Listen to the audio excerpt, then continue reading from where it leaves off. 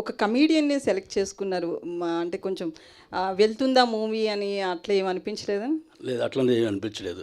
ఆ స్టోరీకి ఆయనే కరెక్ట్ అనిపించింది మాకు. ఓకే. సప్తగిరి గారు. Okay.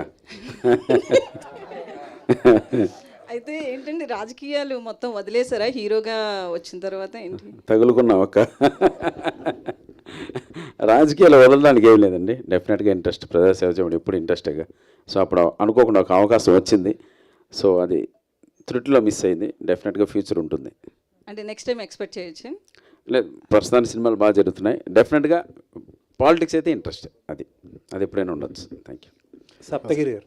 Saptagiri sir. Comedy actors అందరూ ముక్కుమ్మడిగా హీరోల క్యారెక్టర్ల వైపు ఉన్నారు, ఎందుకంటారు? కామెడీ చేసి చేసి చేసి ప్లస్ చేస్తున్న క్యారెక్టర్లే మళ్ళీ చేసి చేసి అప్పుడెప్పుడో ప్రేమ ఖచ్చితంలో దెయ్యం కొట్టిందని హైదరాబాద్ చుట్టుపక్కల ఉన్న గెస్ట్ హౌస్లో ఉన్న దెయ్యాలన్నీ కొట్టాయి నన్ను. అరే ఇది రెగ్యులర్ అవుతుంది, నన్ను లేస్తారు, మీరు అదే కావాలా, మళ్ళీ అక్క అనాలి అంటారు. సో అదంతలా చేసి చేసి మేము కూడా వేరే వేరియేషన్లు చేయగలం, వేరే కమెడియన్ కెన్ డూ ఎనీథింగ్ అన్నట్లు